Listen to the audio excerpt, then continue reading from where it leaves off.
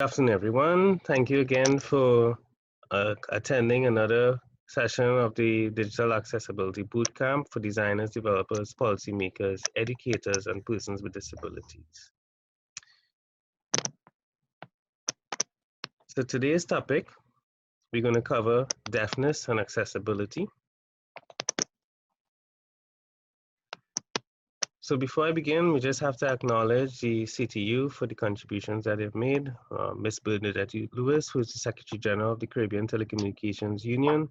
She has contributed very greatly to supporting us in many ways, and so we just want to acknowledge her. And to Dr. Beverly Beckles for opening her doors to us to accommodate us for the field trip and for sharing her support on other initiatives that we've worked on so far. And I just want to thank the team at Ipsum Technologies. It's 8 of us, and everyone has so far contributed in great ways in terms of helping us come up with ideas and to work on projects, and many people sacrificing a lot of their time and effort to get us to where we are today. So just to go over the bootcamp schedule, so far we've completed 4 sessions. Today is the 5th session, which is Thursday, October the 17th. And just to cover a little bit about the field trip, we've had to reschedule it. And so today we're going to cover the field trip. The announcement basically is that the field trip will be on the 21st of October, which is next Monday. So for the field trip, we will arrive at from between 8 and 8:30. And then we will tour the NCPD and the IT lab from 8:30 to 12 p.m. And then from 12 p.m., we will have lunch and depart. If anyone is interested in attending the field trip, you can follow the link and register so I can at least know that you're willing to attend. So just to recap the learning outcomes and objectives, the primary goal of this bootcamp is to really get all the key stakeholders involved in accessibility to understand what accessibility is. And of course, accessibility is context dependent. So for instance, if someone has a disability, then we need to understand what that disability is and then how they have to interact with technology and how it adapts to the person and of course in the workplace. So just to go over the course synopsis quickly, so far we've covered why web accessibility matters. We've looked at the types of disabilities and some of the related challenges. We've also looked at some of the assistive technologies and the methods used by persons with disabilities to access the web. We've gone over a little bit of the accessibility skills and just touched on some of the accessibility guidelines. And today we will cover a little bit more in terms of some of the methods used and the technologies for persons with disabilities, specifically focusing on the deaf or persons who are hard of hearing. So without further ado, I want to introduce our guest speaker, Ms. Maya Ramesar. She is employed at TTAHI and she has a Caribbean Sign Language interpreting degree and she's a communications assistant. So Maya, I've known Maya just a few months and she's very, very enterprising young lady. She's very involved in the community and very passionate about what she does. And so it is a pleasure for me to have her present today and to share her experiences with you all. So without further ado, let me introduce Maya to you all. And so Maya will be speaking on the topic of deafness and accessibility. So Maya, you can go ahead, take it away. Thank you so much. Thanks, Sean, for that introduction. And thanks to Epsom Technologies. Thanks for everybody who helped organize this DAB workshop. I'm glad that the field trip has been postponed because I would actually be interested in attending. And I know someone else who may also be interested in attending, and I will talk about that later. But I'm here. As you said, I have a background in sign language, specifically Caribbean Sign Language, more specific to Trinidad and Tobago.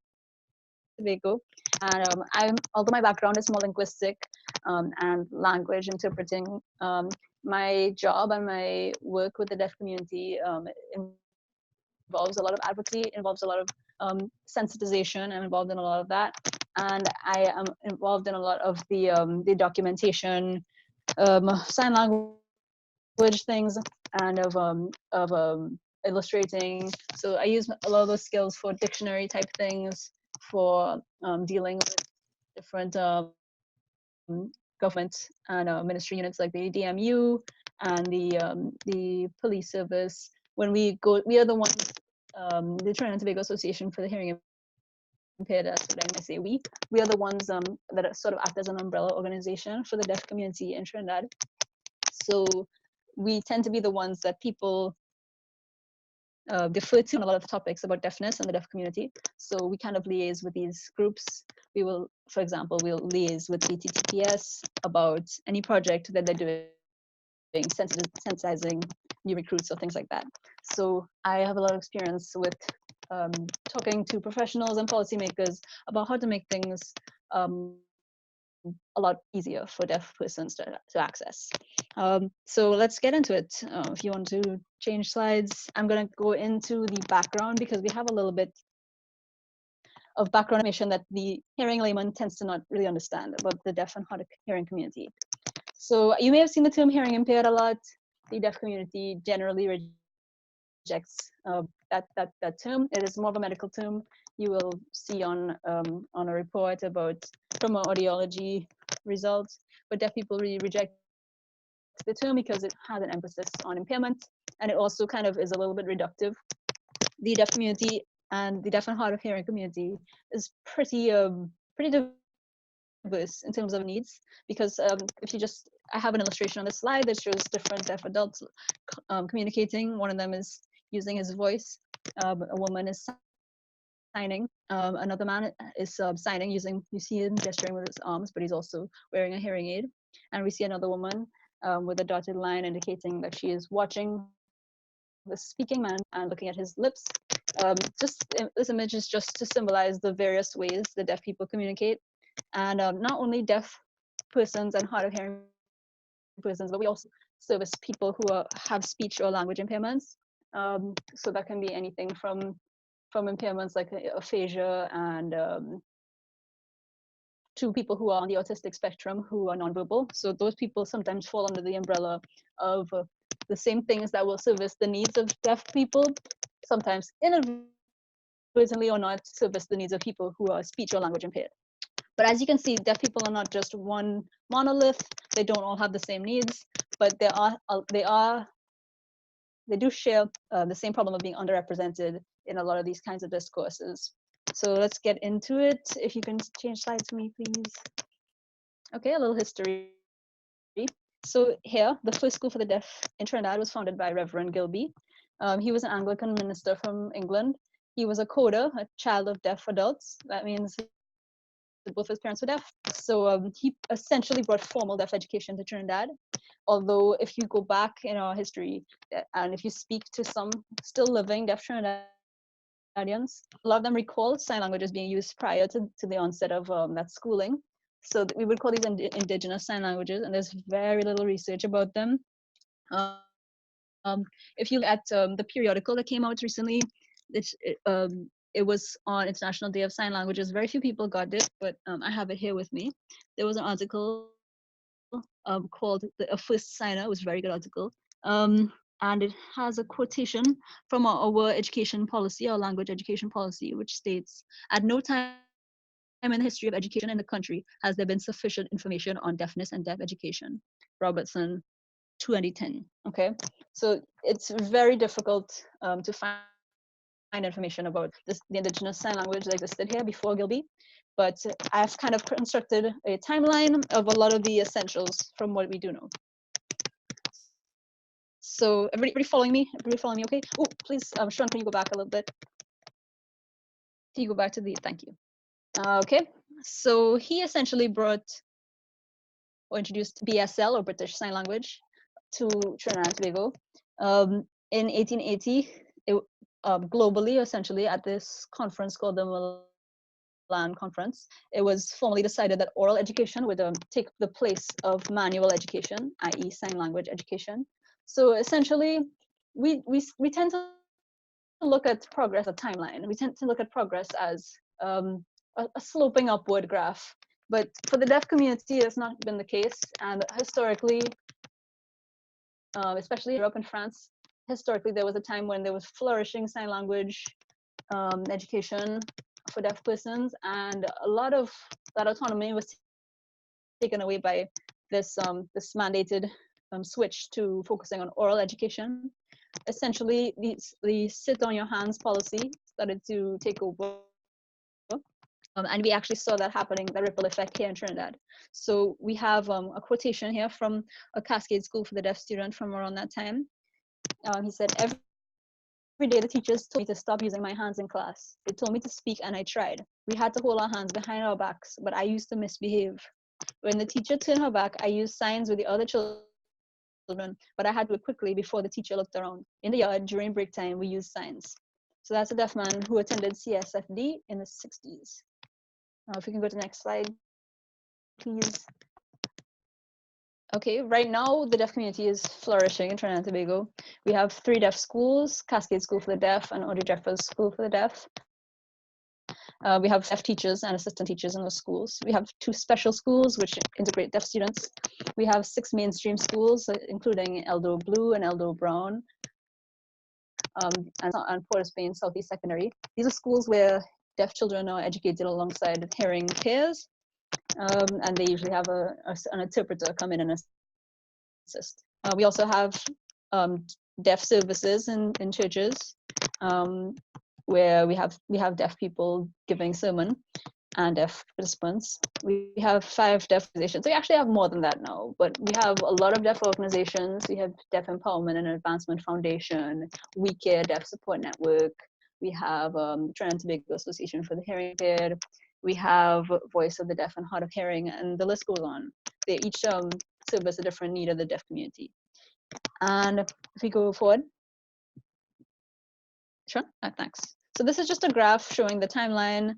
There's a picture, an old sepia picture of the students sitting outside. It is an old class of Cascade School for the Deaf. So we are just looking at the development of sign language in Trinidad and Tobago. If we go forward a little bit, okay, Sean, can you go forward? Thank you. Another one, please. Once more, please. Thanks. So today, the sign language in Trinidad and Tobago is really become a kind of a, I hate to use the phrase melting pot because it's a cliche, but it is there's a lot of multilingualism here. We have influences in the sign language of today that Trinidad and Tobagonians use, TTSL. It resembles all of its predecessors here on the island. It involves, you see a lot of in Trinidad and Tobago sign language, you see, for example, a lot of signs are done with both hands. This is something consistent with a lot of British language, which tends to have a lot of two-handedness. We see signs that are also very, very much unique to Trinidad and Tobago and reflect our own culture. And we see American Sign Language forms as well. So we see a real unique language that came out of all of this. Can we go forward? And again. Right. So we also saw something taking place where there was a kind of a divide linguistically. So, for example, older signers from the period of time, the sit on your hands policy, and the signers who went to school more recently, we see a difference in how they sign. There's a marked difference where you see a tendency towards American Sign Language forms and American Sign Language lexicon used by younger signers, and older signers tend to use more forms of TTSL, Trinidad and Tobagonian Sign Language. So that's an interesting thing to note, and it is actually presented an issue for a lot of interpreting today, because you can get for example, you can bring an interpreter for a deaf person, let's say at a police station or at a job interview, and that person maybe out of their communicating with that or translating for that deaf person, because honestly, that if that a person is honest, they may say, I learned American Sign Language, I'm first in it, I'm very fluent in it, but this deaf person is using almost exclusively TTSL, and I don't understand a lot of the things that they're saying. So that is an issue that we will get into. We'll put on. Can we go forward? Just keep going forward until we pass the timeline. Yes, okay. So even though the ban on sign language, so despite that ban, the children at the deaf school would carry on conversations up in their dormitories. Parents essentially left their kids at Cascade School for the Deaf because of distance. So they were dormitories, and students essentially developed Trinidad and Tobago Sign Language in those dormitories, you know, at nighttime or outside of class. So out of this struggle for expression emerged the TTSL we know today. So this is a uniquely Trinbagonian creation. So it shows intermingling features of ASL, remnants of BSL, and features unique signs for the food, flora, fauna, and culture of the island. And the same way as all languages are, there are differences between the way older and younger deaf people sign, and new signs are created and older ones fall out of use. For example, the sign for an old TTSL sign for markets, it looks like gesturing both open palms above the head in a similar way to how you may think of old-timey people carrying baskets on their heads to the market, because signs reflect, because language reflects the current reality and context. You know, people wouldn't sign market that way, the way today, the way they would have back then. So here's an illustration of some Trinidad and Tobagonian signs. I'll just describe one of them. Doubles is signed basically by taking both hands in front of the body and you know, making a motion, a circular motion, as if you were wrapping a doubles. Imagine a tiny hammock pinched between your thumb and forefinger of each hand and just swinging that around. So that's a sign that's iconic, i.e. it looks like what it represents. It's a very literal looking sign. And that's a sign that exists here in Trinidad and only here in Trinidad, because it reflects the cultural context of food that's indigenous to Trinidad and Tobago. Can we move on? Sure. Oh yeah. So we have signs for doubles, sign language, Mako, Lime, all sorts of concepts unique to here. So we're gonna just look at accessibility technology and the kind of timeline of how things have changed. So if we move forward. Right. Oh, this is just an example of a video that's an example of Trinidad and Tobagonian TTSL sign and an ASL sign for the same word. This is the word in question is dance. We have two people standing. Dance is being signed by Ben, a Caucasian man who is signing with one flat hand and one upside down peace hand, looking like a person, and swinging over it. That's dance in ASL, and in TTSL it involves the whole body. You're seeing the same similar pattern with signs like run, which Ben signs with two fingers just around each other and moving forward, and Brian signs like a full body motion of running. So you see these kind of patterns right away, where TTSL involves more of the body and ASL tends to involve is more restricted to just the hands alone. If we keep moving forward. Okay, so we're just going to look at some of the assistive devices that have existed that purport to improve the quality of life of deaf and hard of hearing people. So we have the teletypewriter, which you may have talked about, or the TTY. This was used in World War II as early as back then. And it was essentially a way to send typed messages or text. So you can see how outmoded it would be now. It sends messages one letter at a time. So sometimes there will be codes like early text code, GA, meaning go ahead. Obviously, those aren't really in use as much today. If you move forward. Yep. Forward again. And again. Right. Real-time texting is basically a system where texts are sent live, so you will see the typing as it is happening. It was developed by a Gallaudet Technology Access Program engineer. Gallaudet University is a DC university for deaf persons. So it was invented by Norman Williams, and it's pretty cool. It's still a technology that has been integrated in things like live captioning. And as you can see, it's a feature, the real-time feature may have astounded at its development, but right now, as we have phones and we have instant messaging and things like that, you can see how that loses some of its sparkle. So can we go forward one? Computer-aided real-time captioning, or CART, basically allows a presentation or a speech to be captioned one time by someone, usually to the side, not necessarily in a remote location, typing very quickly. The computer-aided aspect, sometimes the computer will correct automatically.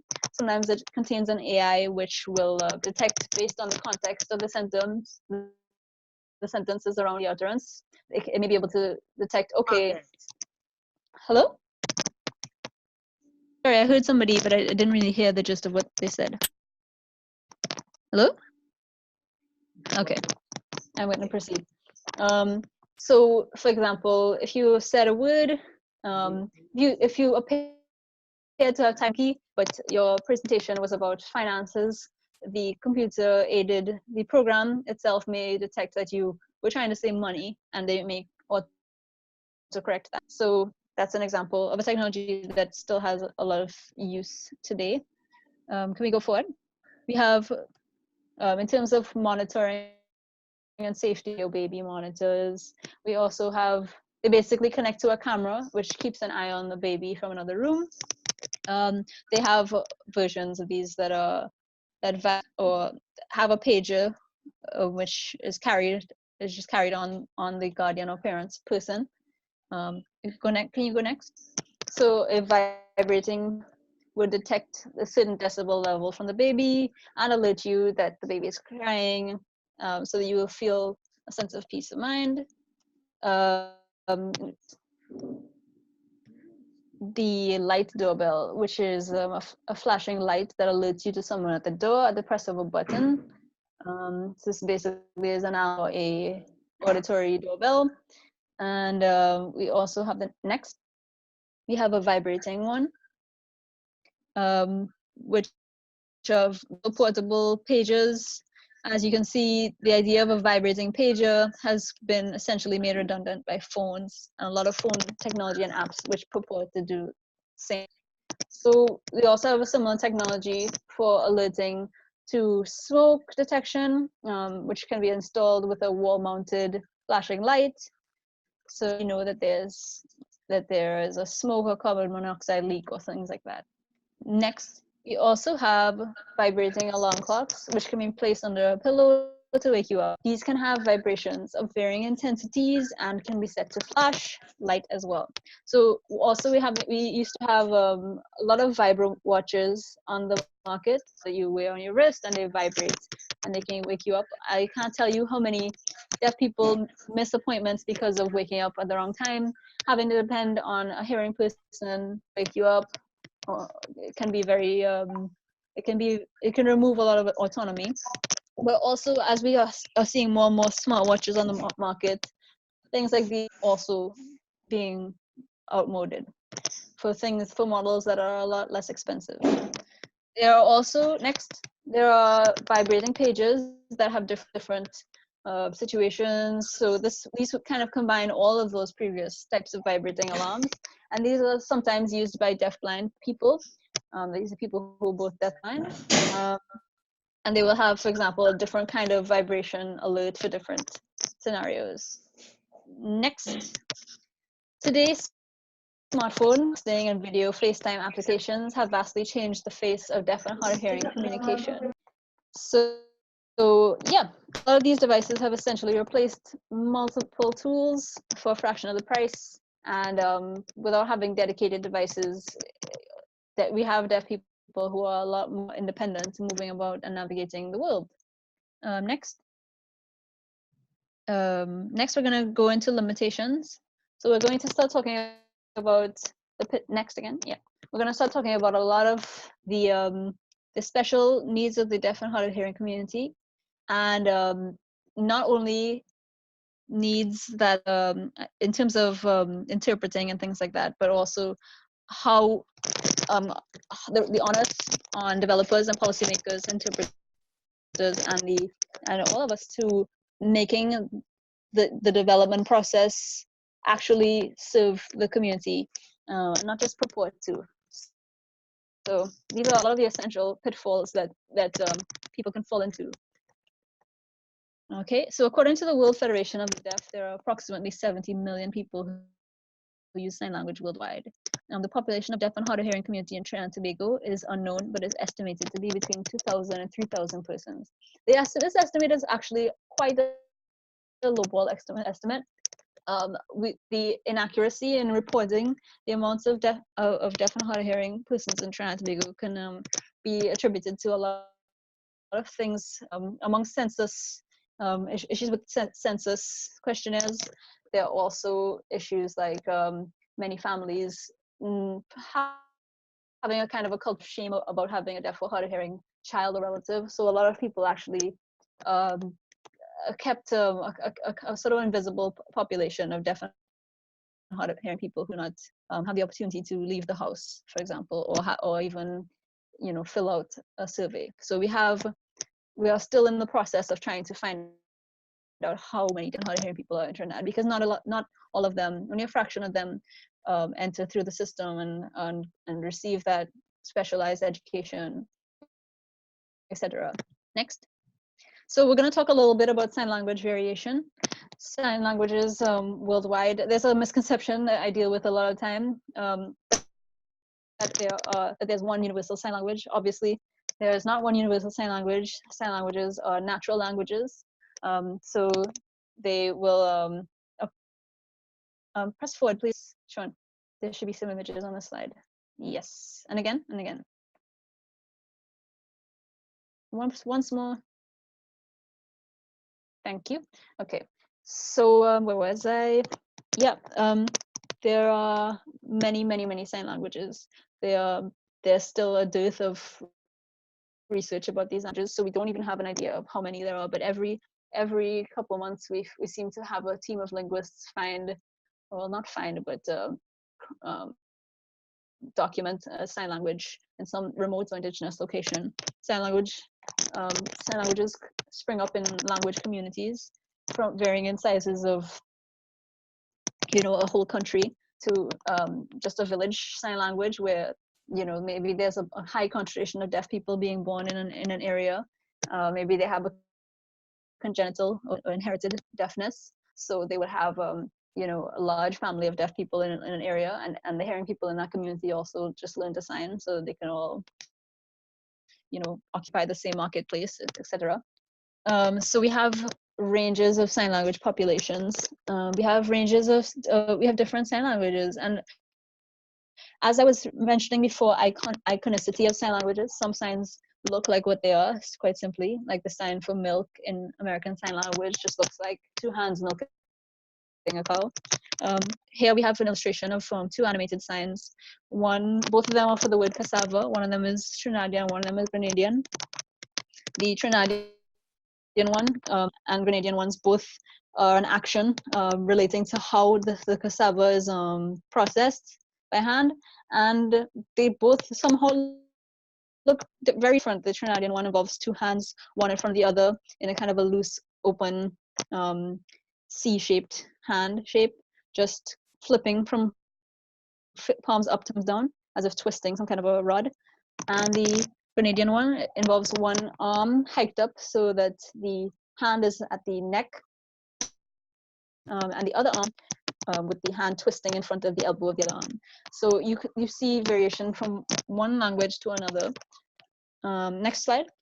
We also see variation within one sign language. As I mentioned before, there's a serious age differentiation in Trinidad and Tobago, where older signers and younger signers very differently. in terms of how they sign. Trinidad and Tobago Sign Language, or TTSL, is our own native sign language, but American Sign Language is the most often used in academia and the professional world. So the two are somewhat mutually intelligible. Sean had asked me this question before about whether people who know American Sign Language can understand Trinidad and Tobago Sign Language or vice versa. And there is a good bit of overlap in terms of the lexicon. But there are also, so someone may know, a deaf person may know only the American sign for something. They may know both the American and Trinidadian sign for something, and they may choose, or code switch depending on who they're talking to. They may be talking to an older deaf person and use an older form, a TTSL form, and talking to a younger signer and use an American Sign Language form. Just like we might be at, at a job interview, we might talk differently than we do, among our friends. So there is variation just within the population of Trinidad and Tobago. And that's also something that's underdocumented. Can we go next? Yes. So another issue that springs up is literacy. Deaf people may struggle with reading due to things like synonyms and homophones. So this may be, sometimes this is a difficult one to grasp, but our knowledge of our language is, there is a, let's say, a surface knowledge of our language, and there's a metalinguistic knowledge of our language. That may sound kind of complicated, but you may know some rules of language because you were educated on them formally. You may know I before E except after C or something like that because you've heard that in school. But there are also rules of our language or grammar or vocabulary that we know implicitly, that we can just hear something, hear that it sounds funny or it sounds wrong, and adjust to suit.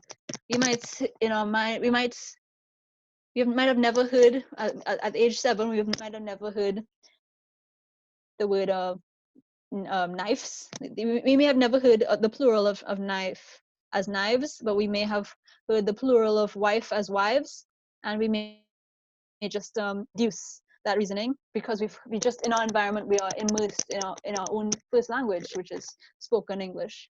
We've been hearing these things even though we have not yet sat in front of a teacher and had the teacher explain that grammatical rule. We understand it implicitly because of being immersed in that language. So a deaf person is hearing spoken language that is not their first language. Essentially, they know it as a second language. So the way that you may be a little awkward with French, you may not know all the exceptions to the rules. You may not know all the rules themselves, and it comes off to somebody listening to you.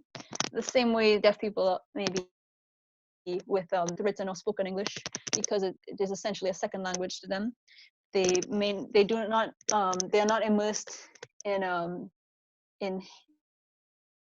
all those forms that we are immersed in hearing people all the time. Their only source of information tends to be formal information about the rules of the language.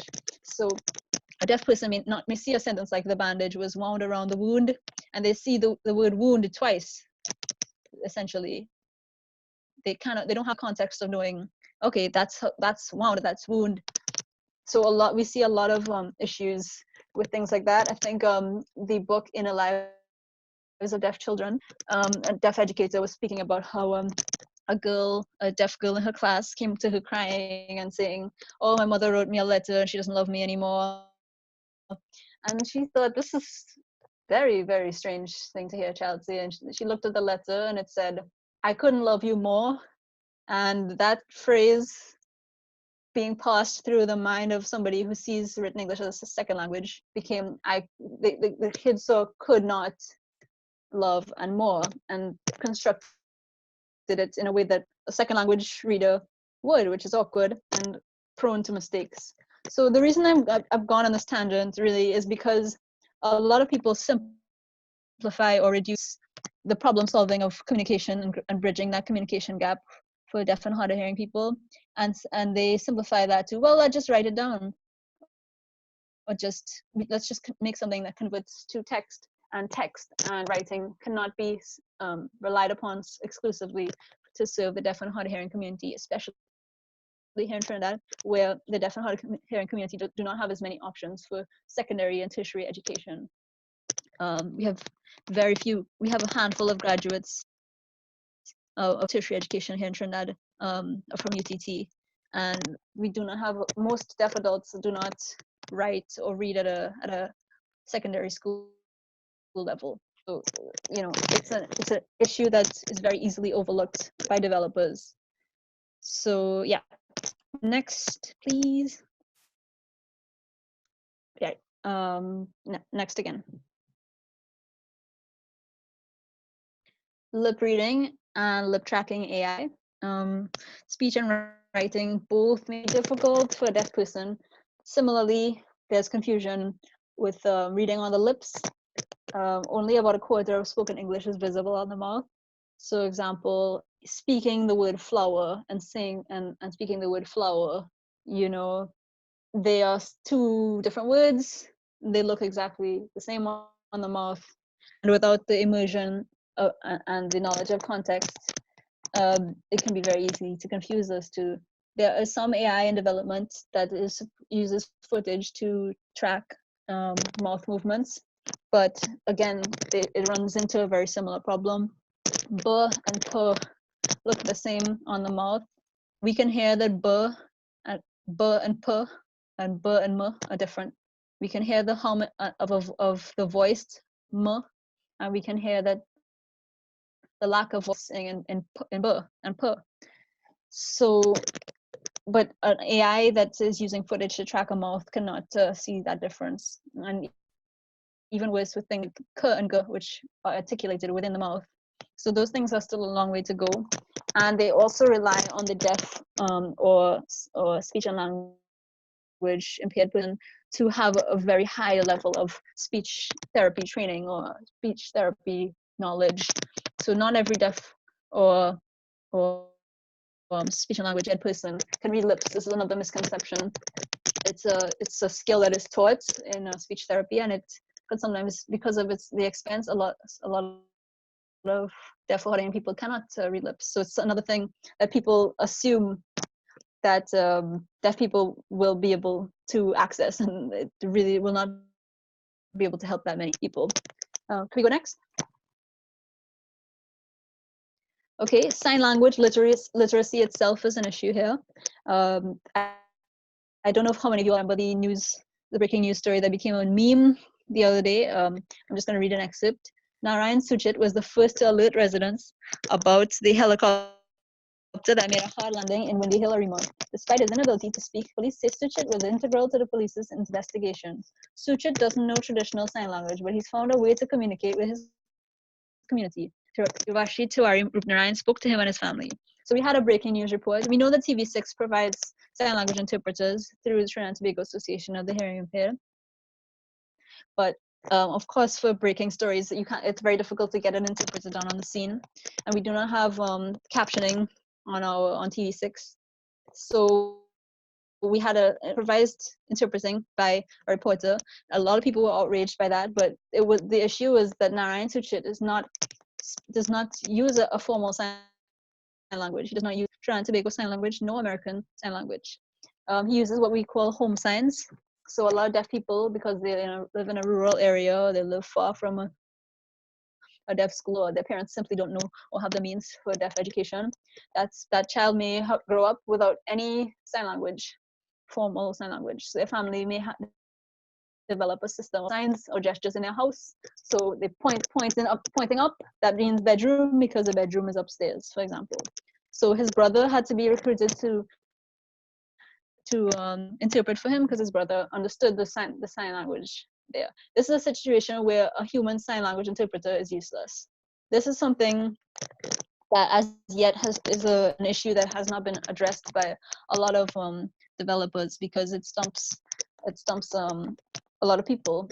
This is something that devices that purport to translate, cognitive things, cognitive concepts to voice utterances. These types of still pie in the sky projects, but so a little far off from things like that having substance in the real world. But these are issues that continue to stump human interpreters right now.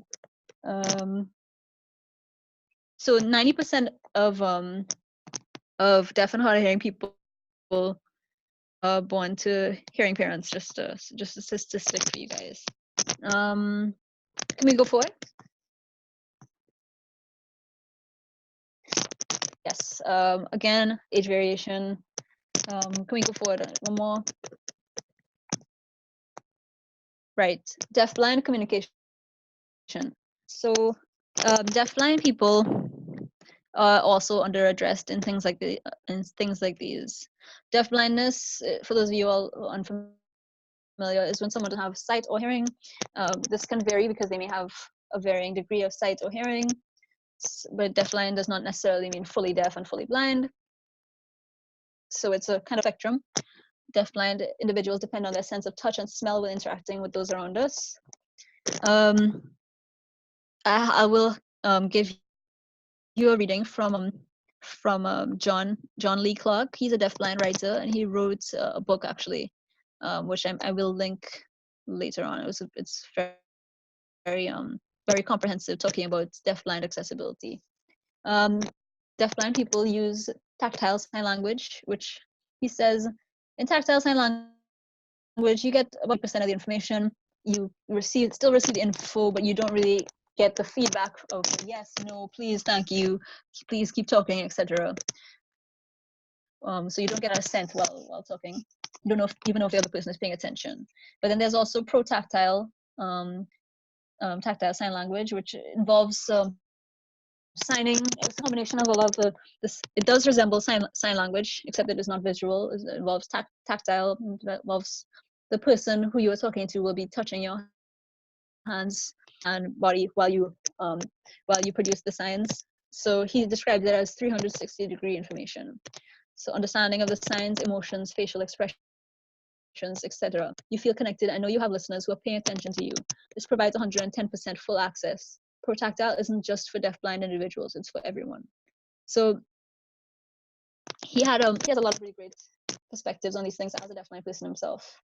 So these are needs that we are only beginning to understand, let alone address in terms of technology. Because technology, when we are restricting it to sensors that are either footage sensors or muscular sensors, how do you, as he says, address a 360-degree appeal? So if we just move forward. So right, language deprivation syndrome. This is a problem facing the community. As John was saying, there's a bit of a bias in terms of the approach of developers, because developers tend to be people who have a tertiary education and people who have background in engineering and computing and things like that. These people tend to be abled just because of access to education. So a lot of times the problems that get fixed or the solutions that get found are not necessarily addressing the biggest problems of those communities. A lot of the times we approach things based on a sense of lack or impairment. So we see deafblind people as lacking sight and lacking sound. So we will address those types of things, but we completely oversee things like texture and the importance of texture and touch to deafblind persons, and we overlook the senses that deafblind persons use to compensate, such as smell, which are technologies that we already have access to or development of, but again, we overlook them for things that are more comfortable for hearing or sighted end users. So it tends to be technology to make interacting with persons with disabilities more comfortable for us. So I wanted to just talk about language deprivation syndrome, or sign language deprivation syndrome, as we were talking about that news story and the home science thing. Despite the mistaken belief that learning sign language would delay a hearing child's speech development, experts have discovered the opposite is true. Sign language plays an essential role in guiding deaf children with an accessible linguistic foundation, whether they also learn speech or not. Children without early exposure to a language, whether spoken or signed, may suffer lifelong consequences. Whether hearing or deaf, learning a sign language in addition to written or spoken languages has been shown to have a range of benefits. Most importantly, sign languages afford deaf people social access to the world, which hearing people often take for granted. Most problems deaf persons face would disappear if more hearing people took it upon themselves to learn a sign language. So this really addresses an issue that we see a lot. Again, 90% of deaf and hard of hearing parents, 90% of deaf or hard of hearing people have hearing parents. So 90% of them, their education and their learning of sign language is delayed. They usually spend a good period of time being evaluated, diagnosed. Sometimes parents, especially here, we see kind of in a denial period where they do not accept that their child may not learn speech, or at least speech in the sense of hearing people's speech. So they delay getting them schooling, they delay putting them in a deaf school, they delay a lot of things that would ultimately improve the cognitive abilities as well as language abilities of their kids. So if you look at the signing of people, American signers, native signers who have learned sign language since birth from deaf parents, and you look at the difference between them and signers who waited till adulthood, or deaf people who waited until adulthood to start learning their first sign language, just not even in terms of their fluency of language, but also their ability to read written English, to orate in sign language. All sorts of abilities are affected by being deprived of a language from an early age. So we are actually trying to move from a model of sign language, the sign language in a medical perspective, where it is not really recognized, to moving towards a bilingual, a culture that accepts sign language, that accepts deafness as essentially a communication and language community, and addresses that by encouraging bilingualism, i.e. first language as sign language and second language as spoken or written language. Not just for deaf persons, but also for hearing persons interacting with them. I just wanted to quote Brian Rodriguez. He is currently the president, or the first deaf president of Toronto Tobago Association for the Hearing Impaired. He works a lot with the CTU. He has a background in advanced computer repair. He has his own deaf technology startup, which is Beyond Deaf. And he was talking, just to recap, when we were talking about devices, he said, when the World Trade Center was attacked, my family in Trinidad was worried. I emailed a hearing friend here, but she took a long time to answer. I had to use a TTY, a teletypewriter, to call my grandmother in Trinidad to let them know I was okay. In the past, I would have had to write a letter to a friend and wait for a response on when we could meet to play basketball or go out to Lime. But today, it is quicker and easier to contact others through Facebook and WhatsApp.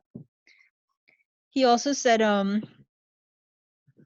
he also spoke a lot about the policies that we need to work with. I'll actually touch on that a little bit more later. But just to give an example of the way these kind of things affect people in real life. As we move towards bilingual model, we start to see the way we can preserve the deaf community and a lot of that integrity of people within it. So the example of speech superiority has kind of prevailed and has been a big challenge for the deaf community. Here in Trinidad, for example, ASL, or American Sign Language, is formally recognized, but Trinidad and Tobago Sign Language is not. And obviously that would affect the quality of life of deaf and hard hearing people. The spread of certain assistive devices like cochlear implants, which is an implant that it's an invasive procedure, and it essentially can act as a curative for profound deafness in a way that hearing aids cannot. These types of things, they're very expensive, so here you will not see a lot of people using those. But even things like hearing aids have improved access for some deaf people to a degree, but at the same time, all these viral videos about babies hearing for the first time, all these types of things, there's a pervasive idea that technology is a solution to deafness or a cure to deafness, and that will make sign language learning completely redundant.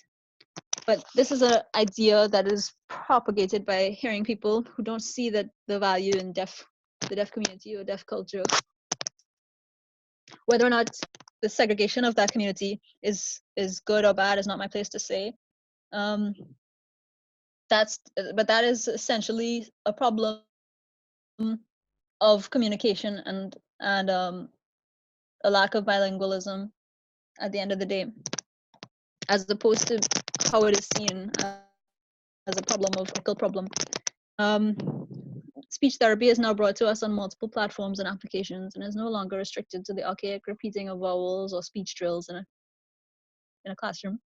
As a complement to sign language education, it has many benefits in helping a deaf child interact with people in their world. However, many parents and even professionals leave sign language out completely. Many people fail to provide deaf children with access to a linguistically rich environment in which they have a language that they can fully express themselves. This affects the survival of these sign languages, and in the process, it cuts them off from exposure to deaf teachers, deaf role models, and deaf culture. Next. So this is some information from Dr. Ben Braithwaite. He was my teacher at UE. He does a lot of research around the Caribbean, especially on Indigenous sign languages. Bob Allen Dan in 2008 did a study where he investigated linguistic variation in sign language varieties used around the Caribbean. When he was working with a group of teachers and students from Trinidad and Tobago, Barbados, St. Lucia, and St. Vincent, she used pictures to elicit signs for distinctively Caribbean concepts, so like local food, flowers, etc. But she was finding that in some cases there were considerable differences between the signs produced by the participants from different countries, for example, in the names of their own countries. She also found that participants did not know signs for many Caribbean concepts, claiming that there are no signs for spice, clove, nutmeg, breadfruit, chenet, genep, ackee, dasheen, cassava, and so on, and concluding that the absence of signs for popular Caribbean words is disturbing. But Dr. Braithwaite observed that the report failed to include deaf adults who tend to retain this type of indigenous lexical knowledge. So this really just reflects the reality in which deaf adults are left out of the process of language transmission and education. So what we're seeing, essentially, what's being said here is there seems to be a tendency towards the disappearance of older forms of sign languages or indigenous sign languages as we get inundated by American media and, American or sign languages that are formally recognized tend to take the fall. We start to see these languages disappear. So a lot of valuable information, not just to researchers and linguists, but also valuable information to younger deaf and hard of hearing people is disappearing, just as we wouldn't want to see whether or not you believe that Trinidadian Creole English is valuable or not. It is a language, and it is a language we invented, and it is it would be really shameful if a lot of our oral traditions or a lot of our old phrases disappeared, and in favor of Americanisms, just because of being essentially linguistically bulldozed. So that transmission of languages is something that also we're seeing happening. We're seeing ebb as in a process we call language endangerment, basically. If you could go forward.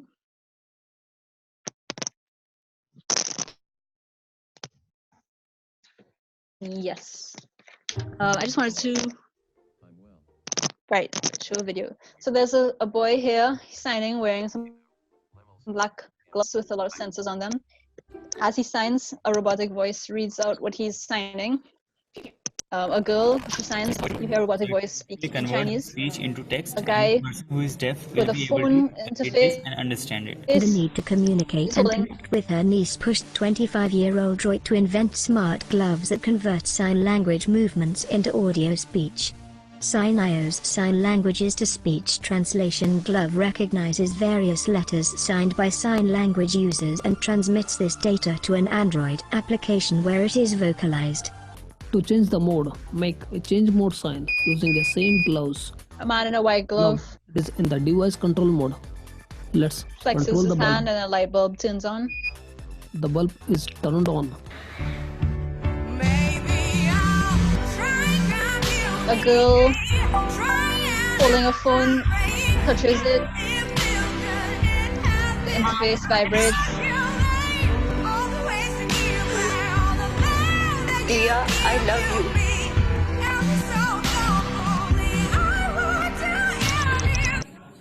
So if some mute person do a simple gesture, it will be automatically converted to the text, corresponding text. That sounds great. He And some other is gesture, wearing a white glove with like sensors on good it. morning, He moves one finger towards a sensor on the palm of his hand, like that and sounds some great. text appears on the screen of Smart Glove app.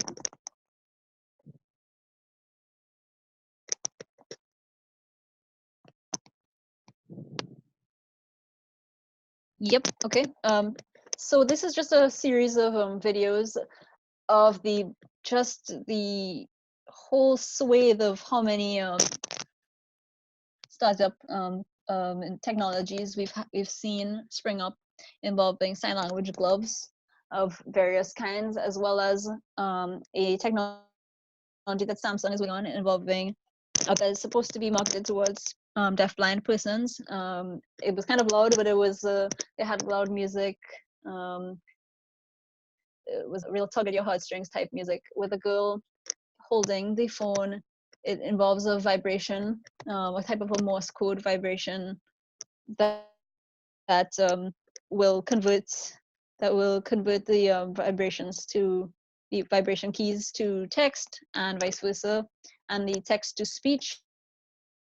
So it's implied in that one that this is the first time this deafblind girl has told her mom I love you in a voice format, and it's all very touching. The mother types back, Daya, I love you. Again, we see the same issue of the communication gap being bridged in favor of the comfort of the abled person.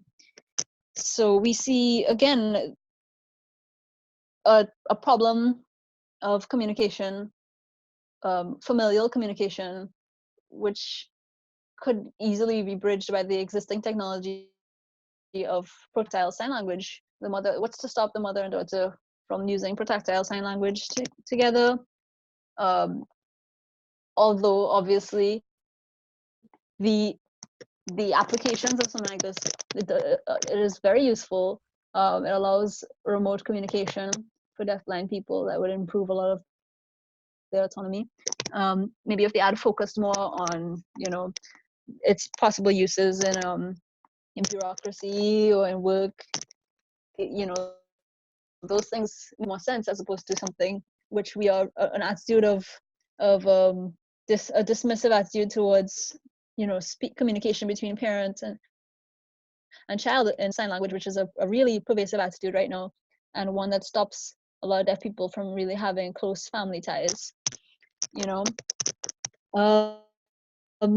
Also, so a lot of those look very innocuous, but when we look into a lot of those projects, not all of them reached a stage where they have an operable product. A lot of them were mainly just in development. For example, the Kenyan sign language glove, it seems tight, but it is a glove that essentially translates finger spelling, or 26 different letters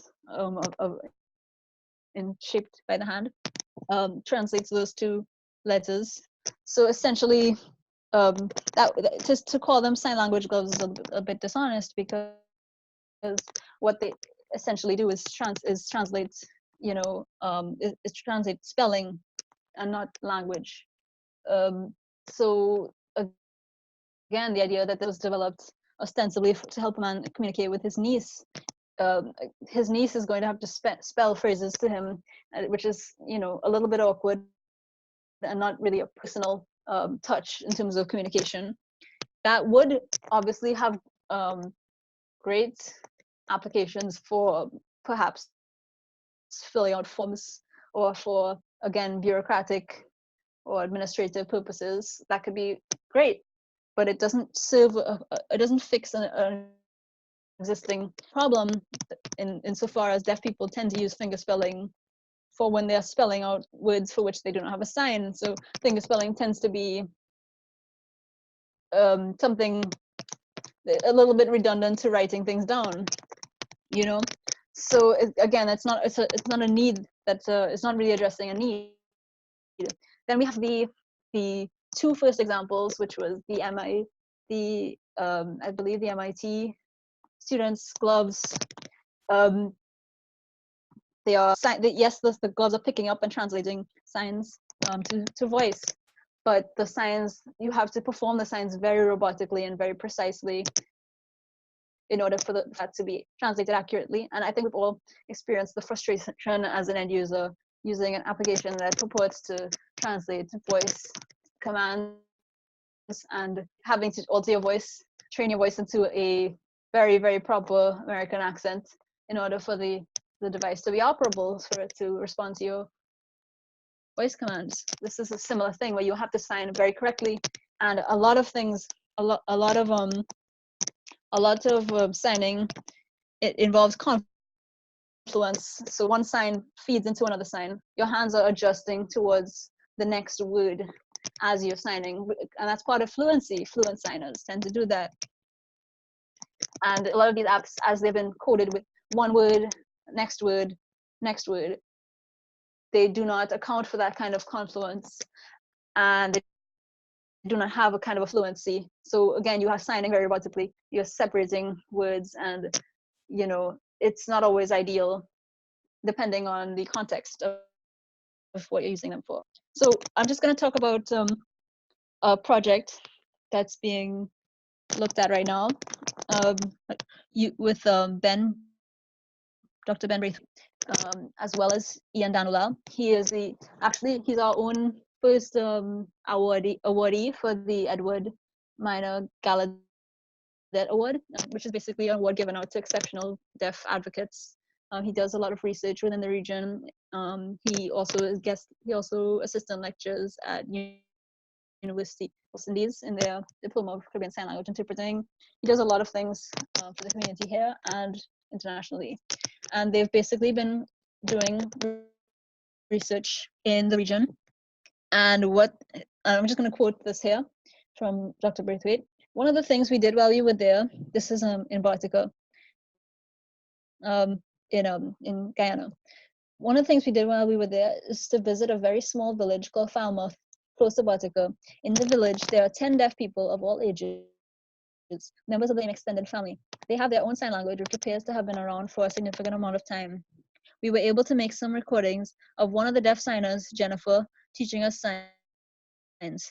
One of the aims of doing this was so that we could work with them on making a very simple dictionary, really just a word list. In recent years, ASL has been around in the area, and an ASL book was recently given to them at the schools to be used in education of deaf children. This seems to me, Ian, and to people we talk to in the village, a pretty problematic approach. They already have a language that can be used for education, and introducing ASL only makes things harder, while also potentially sending a message that the language that already exists is in some way inadequate. At this stage, the video data recorded contains something like 150 signs. Given the circumstances, limited electricity and access to technology, a physical book is clearly the best option. So what they were doing with this was working with an app that uses a similar technology to Google Translate's word lens feature. And I don't know if you want to play the video here. Yeah, essentially, as you use your phone's camera to capture the word of whatever sign, even though it has an illustration above it will superimpose on your phone the animation of that illustration, so you can see the movement of that sign. A limitation of sign language textbooks has always been they tend to be huge because signs involve motion, and signs, it can be very hard to convey the motion of a sign in the text format. So this is it's a very exciting use of this type of technology, because students of a sign language can actually see how something is signed and not just, you know, get an impression of how it's signed from a book. So this could actually be made even more accessible. It can have an audio button which can tell the user the instructions for how to sign the what the chosen sign. This is just an idea of something, a way that we can use technology to counteract that language disappearance, and actually to address an existing problem. If we go forward. Right. We are also looking at automated sign language interpreting. So, because I know I do talk about the importance of sign language interpreters. The use of video conferencing technology, which involves a human interpreter, is being regarded in the tech world as a first phase. That is an old methodology that has basically been grafted onto a new platform. But it's clear that there are aims to phase out this first phase. So this is information taken, this is a quotation taken from the Video Conferencing Daily website, basically review all the video conferencing apps or apps in development. Above all else, it offers a private alternative to a human interpreter, which should someday soon be relegated to the failed first phase of digital sign language conversation. So the idea of human sign language interpreters being phased out, while this does seem in theory like it would eliminate some problems, because as we know, human sign language interpreters, they can be difficult to regulate, they can be difficult to find. If we have breaking news, a human interpreter, unless we have a dedicated interpreter at a news station, there are always situations where human interpreters are not available, and we have people improvising, and we have important information being disseminated to the population without taking deaf people into account. For example, we had an issue that Brian Rodriguez was talking about, where, you know, the ODPM was issuing breaking news about weather updates, and at the same time there was a deaf football match. A lot of people missed a lot of that information, and a lot of it was not made accessible to the deaf and hard of hearing community until after flooding had broken out and things like that had happened already. So, you know, there are a lot of limitations with human interpreting, and as not only that, but a lot of deaf people would like to break away from a dependence or the lack of autonomy that sometimes is involved in human interpreting, or having to hire an interpreter. Interpreters can be expensive. Not all state parties don't always pay for an interpreter. The quality of the interpreting is not always assured. You know, there are also issues that sometimes a deaf person wants a certain level of privacy, and a human interpreter can never provide that. Human interpreters are also limited to their own expertise. So a human interpreter, for example, in a classroom, in a mainstream school, they may be learning a mathematical concept or a scientific concept while trying to translate that concept and make it comprehensive for the deaf student. So that can be a real issue.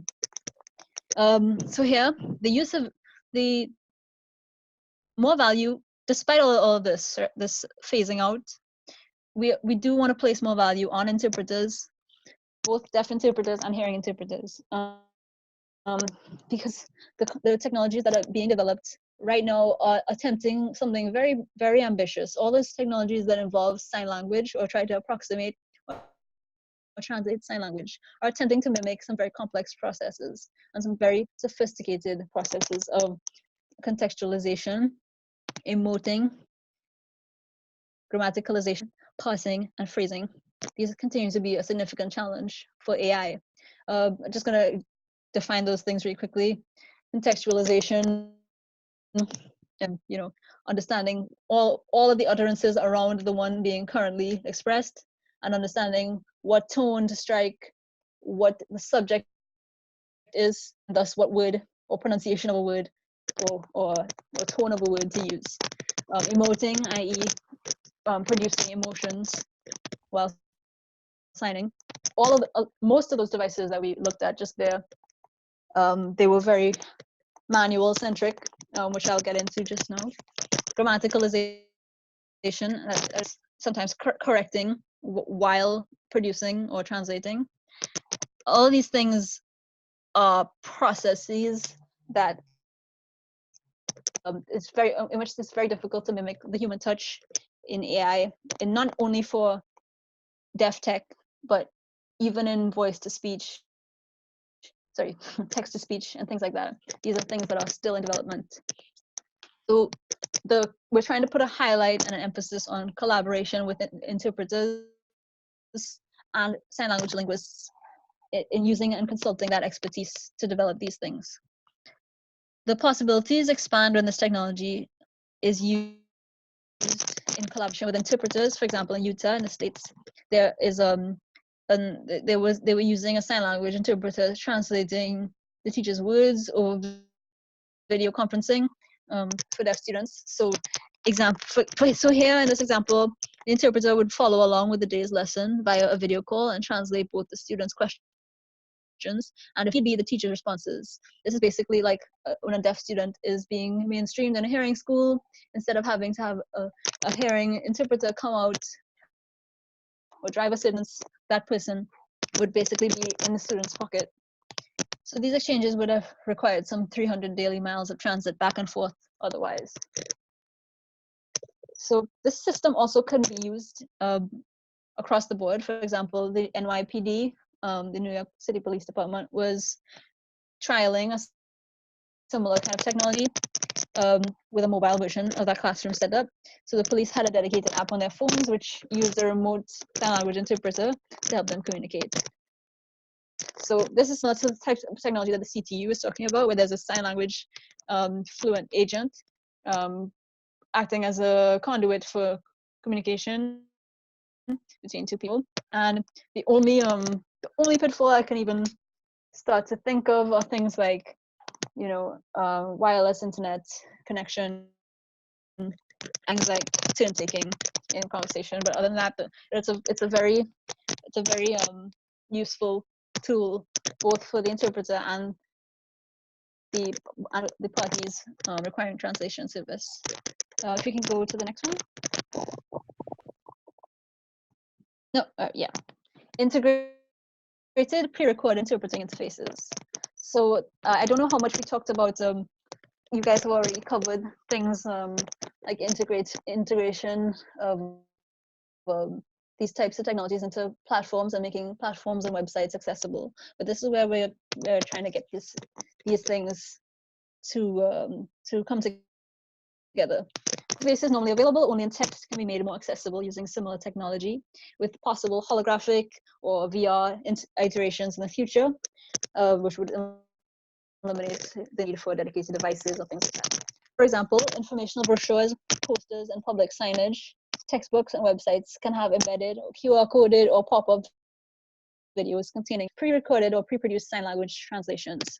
This would combine the privacy and autonomy of automated interpreting with the expertise of the text and the translation savvy of a qualified human interpreter. So we're really getting the best of three worlds. This could have, you know, multiple uses.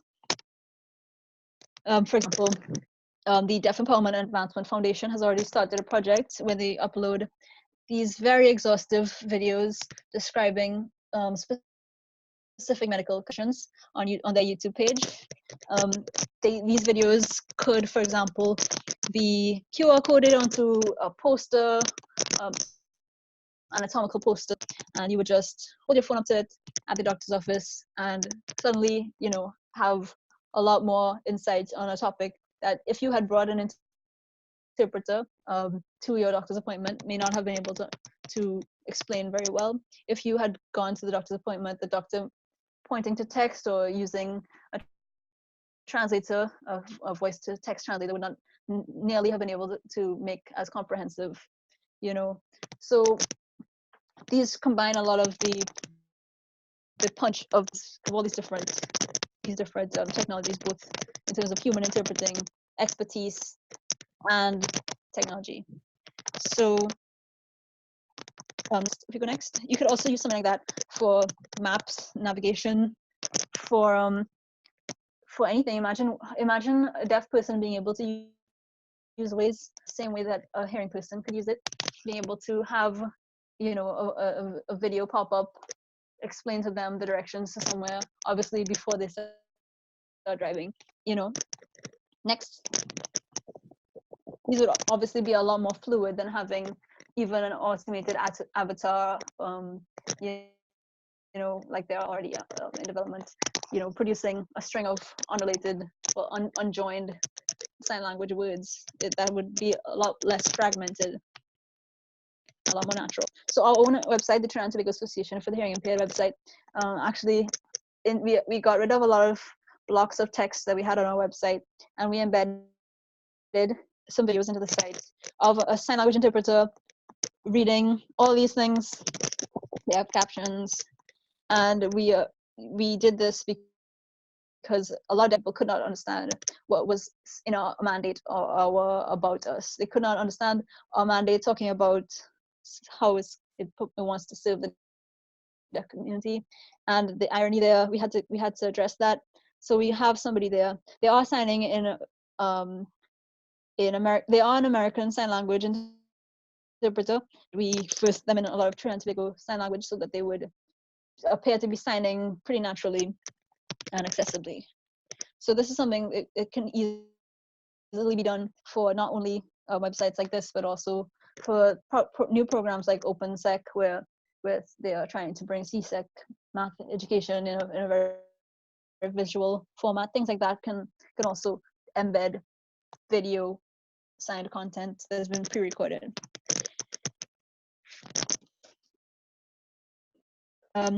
Next.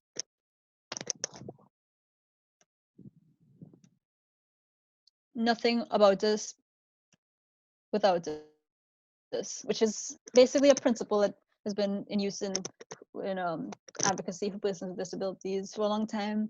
It's just the concept that we must make policies serve these communities, that consult these communities first and foremost, so that we know how best to serve them. So this is just a video with a quote from a woman who works for ASIs, which is, and specifically with the Journal of American Sign Languages and Literatures. And if you just play the video, I'll just interpret for what she says. If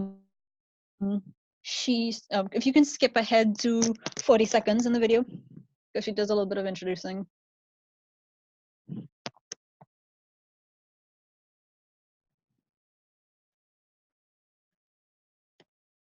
Right, okay, so since a long time now, we have a lot of different technologies being developed to help, in inverted commas, people communicate with people who can't sign. For example, Sign Aloud, which purportedly translates sign language to speech. Another, the 3D printed robot, which can speak or express itself in sign language phrases. It's more specifically at finger spells. Many people have already written about this critically, about these kinds of technologies. But they're not feasible, you know? So these inventors, yes, they're really successful, but you know, who's involved in these projects? What deaf people specifically are involved? You know, who's taking a lead? And how many deaf people tend to be involved? The answer tends to be no, 0.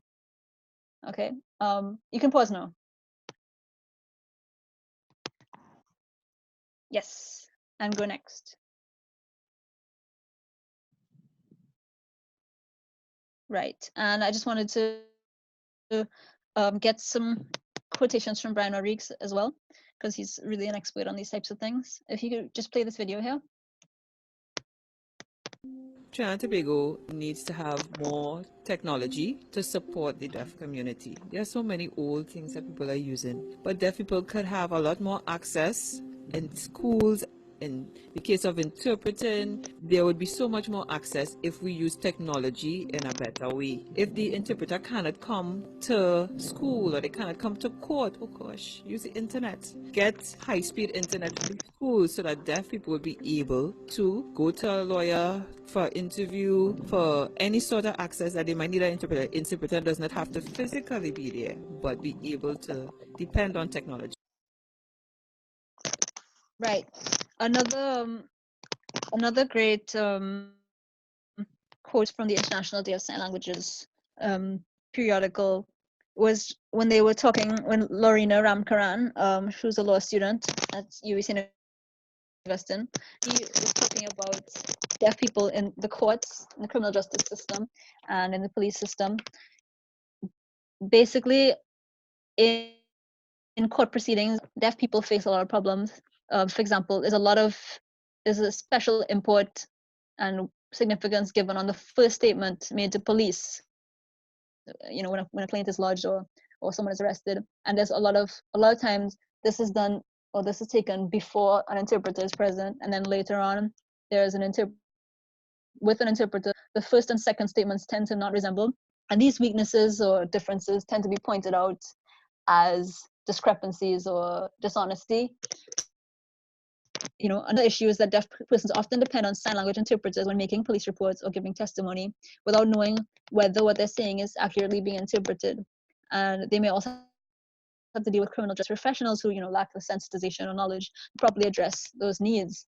So what we end up having is a serious situations where people are incriminating themselves or not being served properly due to issues with depending on human interpreters or depending on a police force that is not sensitized.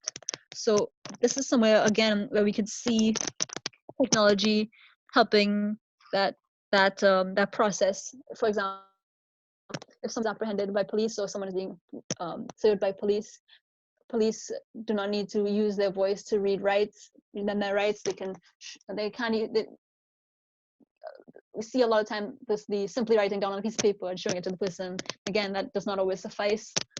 And even you know, showing people things like contract, not only in police or legal settings, but contract of employment and things like that tend to be a serious issue for deaf and hard of hearing people. Misunderstanding very important concepts of text that again maybe over even an interpreter's head. These are things that pre-recordings and technology and translation technology could really have an application for in future, just in smooth ironing out a lot of problems that have serious repercussions for deaf people. If we can go forward, we're going to look at some of the projects just as on a case-by-case basis and look at some of the pros and cons of a lot of things that have been developed or are in development. So this is a project called Transcribing Trinidad and Tobago Sign Language.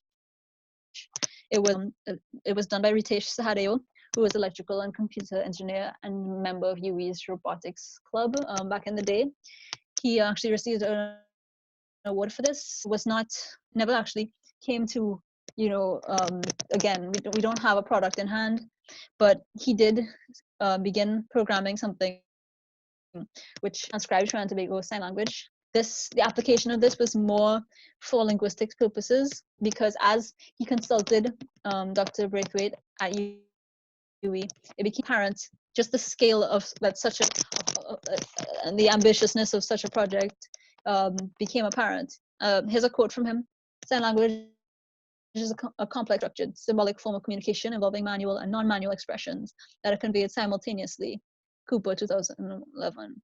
Sign linguists interpret manual expressions using phoneme subunits such as hand shape, hand orientation, hand location, and hand movement.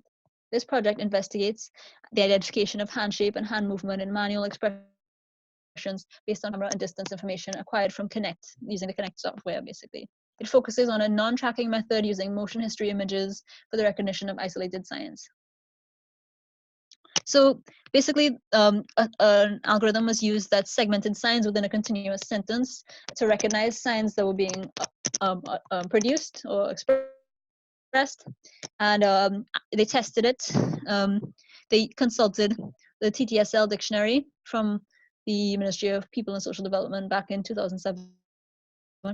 So, for example, a single five-sign sentence was used to test, its recognition of continuous signing, and basically, on an average, the system correctly recognized under 75% of isolated gestures and correctly located 3 of the 5 signs within a sample sentence. So just seeing how difficult that can be, despite the small sample size, recognizing individual signs within a confluence of signing or continuous signing, as somebody would naturally sign. Those types of things are very difficult. And, I applaud that he approached sign linguists for their expertise before trying to necessarily apply this to things for which it would not be equipped for handling. But it could be, you can see that this could be applied in documenting science and in creating a kind of in creating an index of science. This would be very useful. If we can go next. So GNOSYS was GNOSYS was an application that was featured in a lot of articles, but actually turns out to be one other example of hype and how hype tends to blow a lot of these projects into the portions where people believe that they can do all these things that they are purporting to do, but these are a lot of times technologies that when we look at the actual information about them, they have been unsearched, and people and sign language experts as well as deaf people have not really been consulted in the process. So GNOSYS, the developers, Netherlands-based, but they outsourced coding from New Delhi. It's an application that purports to use neural networks, computer systems with multiple interconnecting points that mimic the animal brain, basically to recognize the shapes and movements of sign language, to feed information into algorithms, converting it into speech. It was supposed to be an app that's supposed to be available this year. It would cost $1 a day, $4 a week, and $11 for a monthly package. And it's supposed to phase out pen and paper, which is if you quote the developer, a bad idea, very uncomfortable, messy, time-consuming for both deaf and hearing person. Again, we are privileging interactions between deaf and hearing people. He says, by comparison, we offer compellingly fast, easy, comfortable, and economic solution. If you go to the next slide.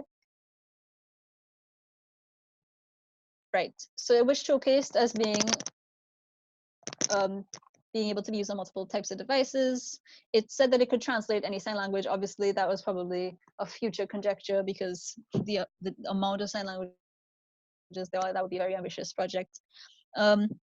It's supposed to be able to plug into various products such as video chat, conferencing, AI assistants, etc. And the translation process itself would take place on the cloud, which would make the app a lot more lightweight, but it would be reliant on the internet. It also requires a front-facing camera, and obviously it detects via footage. The pricing of these types of things is also very important. We cannot discuss accessibility without also covering cost accessibility, because a lot of vulnerable communities, especially persons with disabilities who do not have as much access to prayers, we tend to be dealing with people occupying a lower socioeconomic bracket and not necessarily having the means to have several dedicated devices. So we are obviously looking towards streamlined applications, and we're looking towards probably in the future screenless applications where we can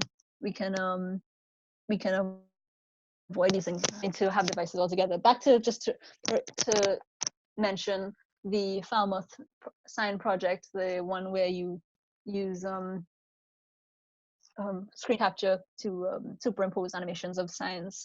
That again, that's a poor community, but as we see in communities like that, these are people who don't tend to have a laptop or a computer or things like or tablets, be rarer. You will see people with phones. So they tend to be the bottom of that continuum of pricing. So again, the streamlining being important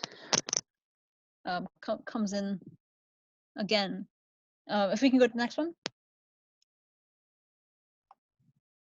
Now, Hugo is an application, actually a fully realized application, produced in Brazil by Ronaldo Tenorio.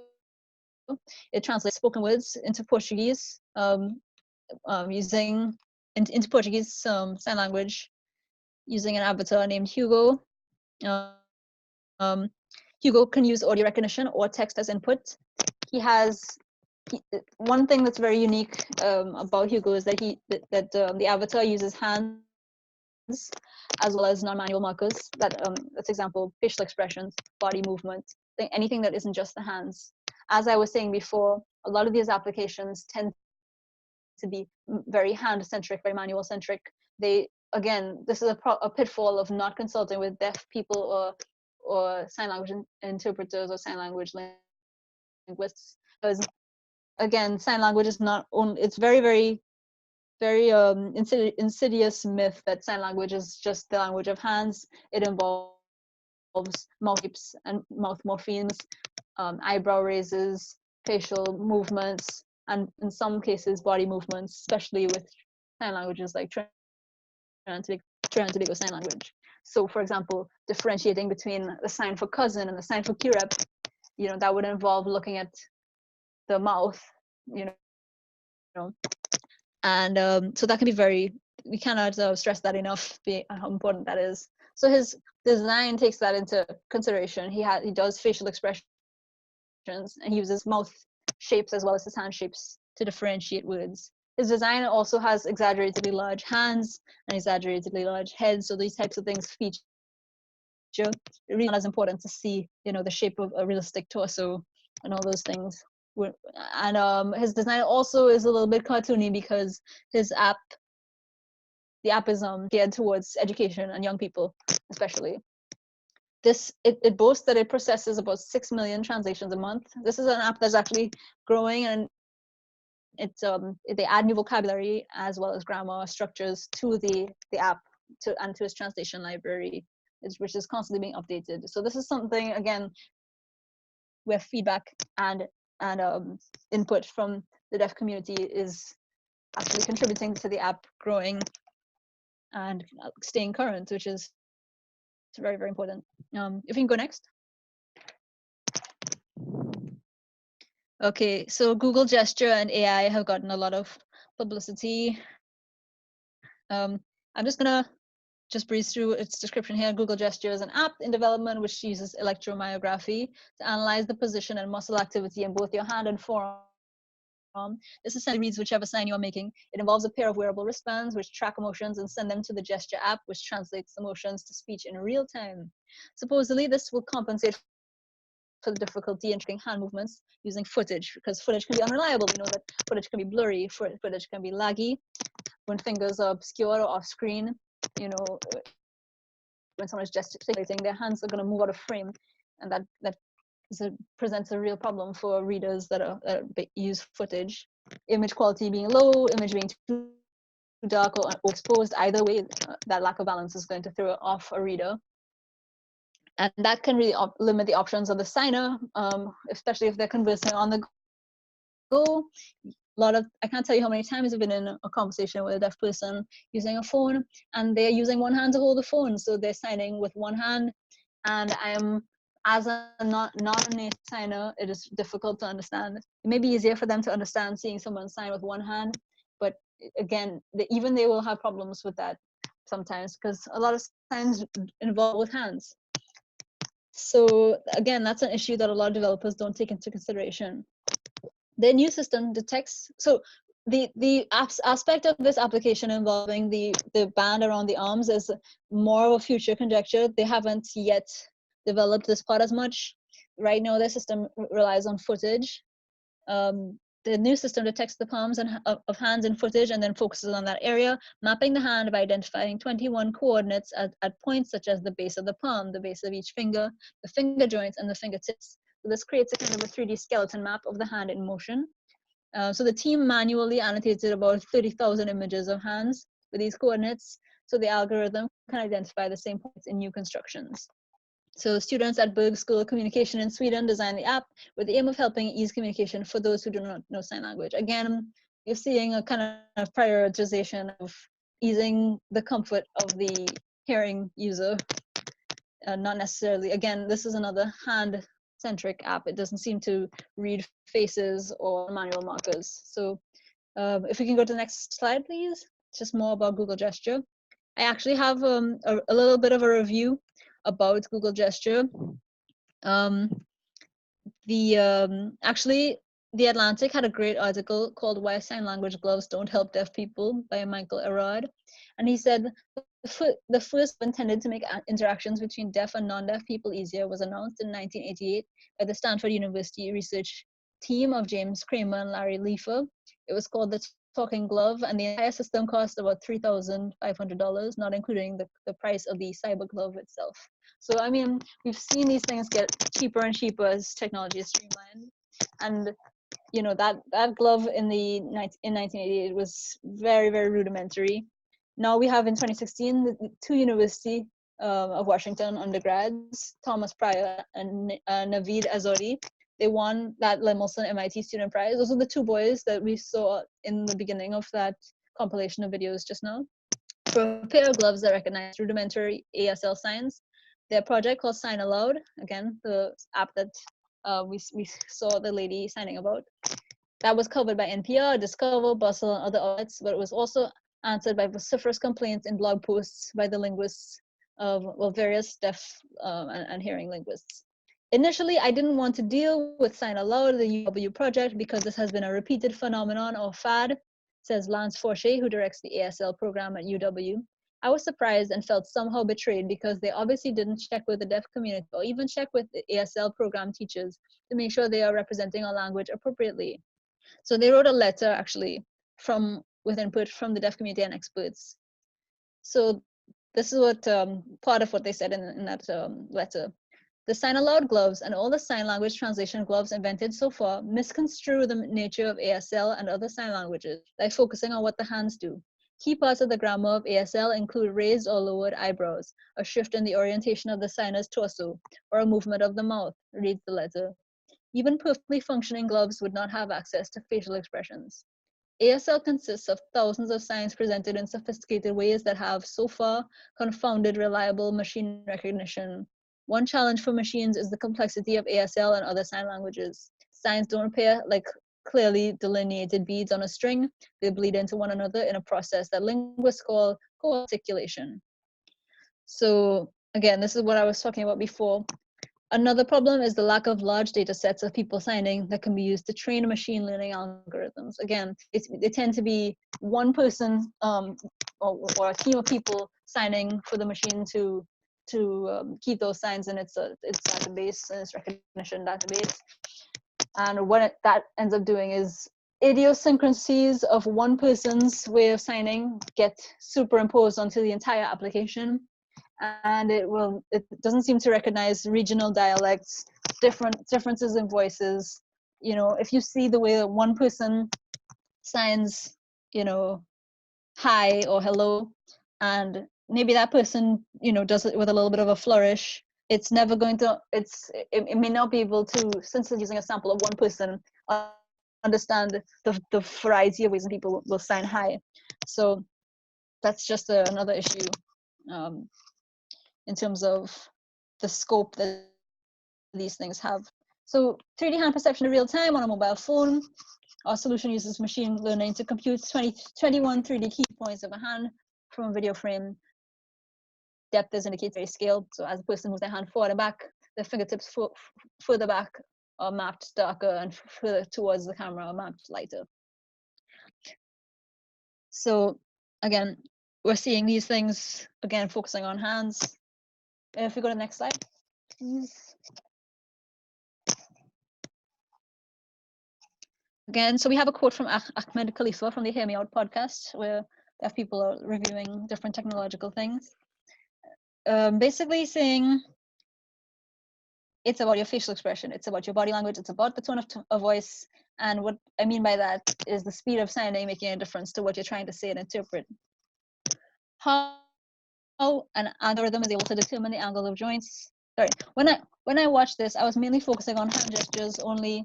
And who knows, in the future, are they going to start analyzing your face expression and then your facials and work out whether you're angry or sad or happy or mad or hungry? Is the word hungry possible when you're doing the facial expression? I don't know. Maybe we'll find out in the future. So if we go next. So we're just going to talk about policy just a little bit. I believe Brian Rodriguez actually had some good things to say about this here, where he said, in Trinidad and Tobago, we need a faster bandwidth for both uploading and downloading of video because the chat live sometimes is not clear. Also, sending vlogs are too slow. For example, I pay for an internet speed of 50 megabytes, but in reality, it operates much more slowly. That is sad. I can't wait for internet speed to be over 1,000 megabytes. There should be specially priced data and internet packages for blind and deaf communities and persons with disabilities. I learned a lot from two blind men who presented with me for the CTU. They were wonderful and smart guys. You can communicate by using technology on tablets, laptops, or phones using internet technology to help us have an independent conversation. And I would underscore what he says about policies which incentivize companies, both private and public, to make things, make interfaces accessible and make information, disseminated information accessible. For example, the US compensates companies which provide a VRS, which is video relay interpreting. So the same thing could be done here in both public and private spheres. We could have, national offices, legal affairs, who provide a video relay interface or something like that. We can have, as the CTU is working on their project, we could have the dedicated sign language app, something that people can have on their phone by default. So somebody's audio is kind of loud right now. Sorry, trying to take a. That's okay. I know I'm running long, but I'm almost done. Right. So, yeah, an increasing number of public services are becoming accessible to deaf people. The UK Council on Deafness keeps a list of organizations, for example, that you can contact with a video relay, but that list might not be complete. I was reading some reviews on the Deaf Report talking about VRS or video relay. Basically, for those of you who don't have an idea of what that is, a deaf person will use a video interface and contact a call center where somebody will interpret their call, and for a hearing person at the other end. And this has been in use for a long time, but what's been happening is because of increase of demand, interpreters are being hired right out of school or with very little regulation and very little certification being looked at. So what's happening is a decline in the quality and the accountability. So you may get paired with an interpreter who is really bungling your call, and that leads to dissatisfaction on both sides, because a lot of interpreters are out of their depth with somebody and they may have to deal with an abusive customer or client, and it can be this is an issue that we see where the human error is coming to the fore and is very apparent. This is something where we need to have policymakers step in and really regulate the quality and control the quality of interpreting, as well as provide a safe platform for those interpreters to be able to, without monitoring and without impinging on security, to have customer feedback at both ends, of both the customer and the interpreter need to be accountable and need to have feedback, without monitoring these calls, to have the system work and be workable.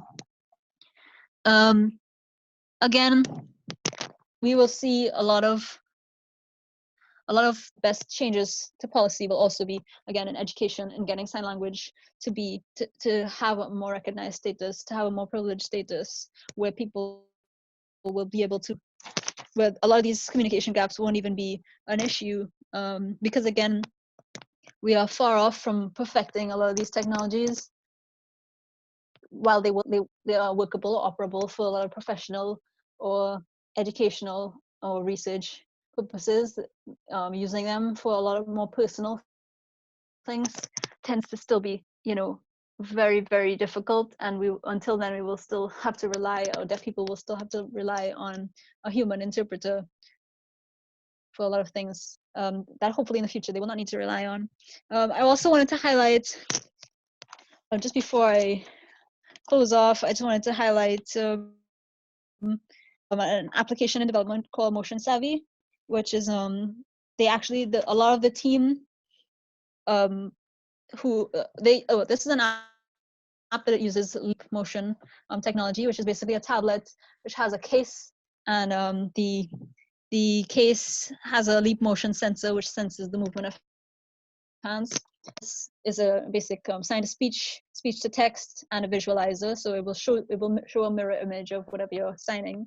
And again, this was a great suggestion in terms of user friendliness. It allows you to visualize how you're signing as you sign. And Motion Savvy, their team, the 6-person team, is deaf, and they are using pooling a lot of deaf resources from the community, and I think they're using crowdfunding right now, but the prototype back in 2014 knew about 100 words, but it has expanded a lot, and they are gaining a lot of ground. And they are, in my opinion, doing this the right way and consulting deaf people and linguists to make sure that they deliver a quality product and not just, clickbait for another sign language glove type article. So yeah, if anybody has any questions, now would be the time to ask. I know we don't have a whole lot of time, but I hope that I addressed a lot of concerns that people have and sometimes overlook about serving the deaf community in terms of this type of technology. Thank you.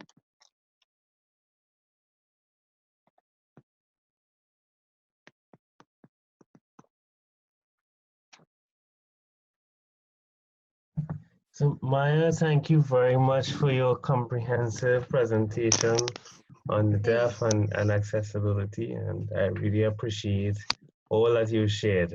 Thank you. So if anybody has any questions, please feel free to ask now. I mean, she shared a lot, and I think she has opened my eyes to more than just the technology, but understanding the people, and understanding the nature of how they communicate, rather than just assuming that what you're going to create will help. Thank you. Good information as usual. Thank you. I didn't even realize that sign language has varies according to the natural language. I didn't realize that. Yep, a lot of people actually come to us consulting on coming up with things like this, and they could have a kind of middle stage in the development of whatever app, and they are at the middle stage are realizing that there's more than one sign language in the world, which is and it's something again that people can avoid if they consult early on.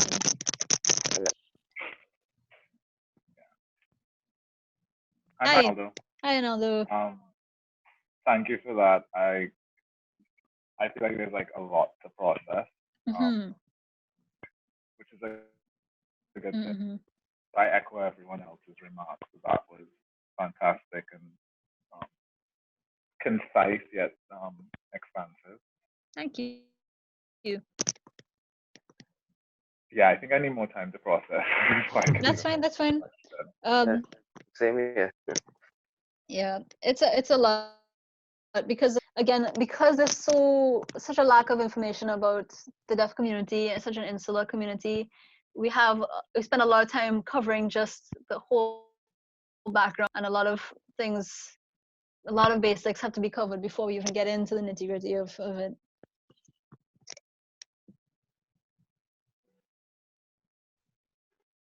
Okay, I guess I'm still here. This one I'll do again.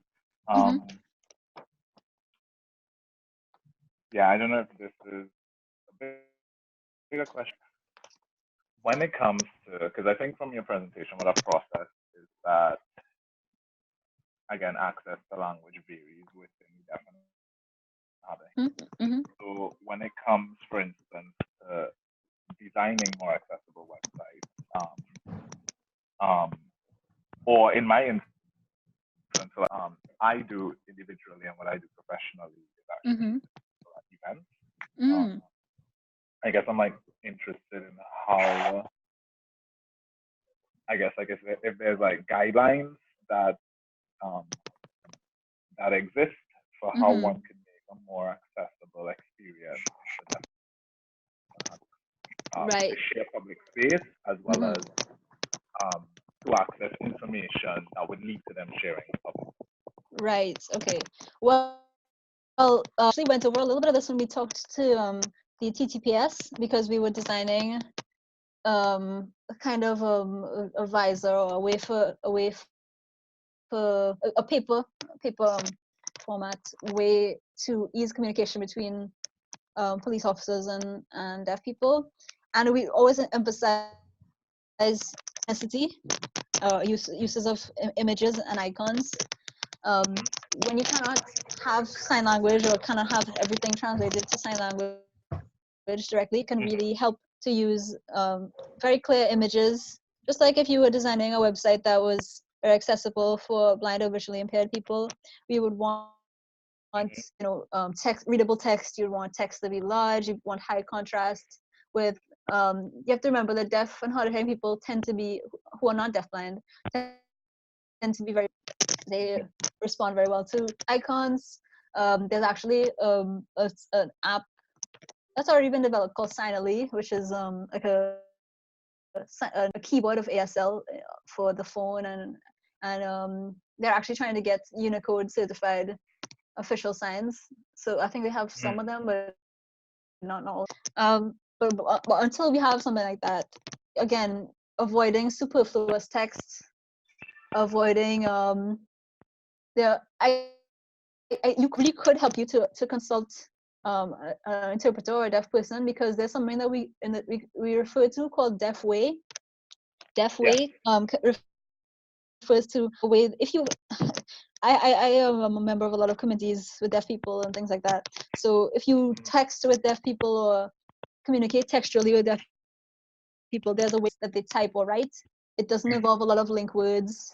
It's kind of a shorthand. It's very visual, and I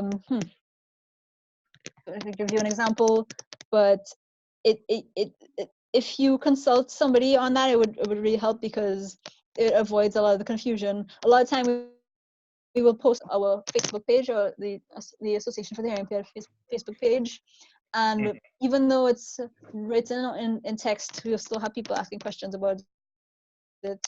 So I'd really recommend that. Yeah. Okay. I think I know who I'll reach out to. Yeah. Again, text is the main pitfall, and avoiding superfluous text is your friend. No, that was super useful. Thank you, Maya. Sure.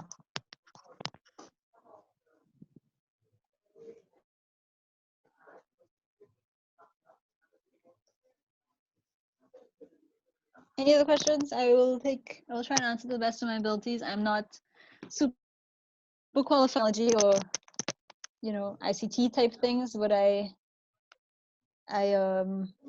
do help with doing video editing, multi and things like that with deaf and hard of hearing people. So once you use tech, you're qualified. Yeah.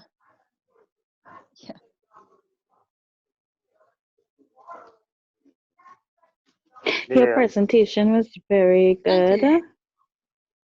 I enjoyed it. And also, I agree with you with this.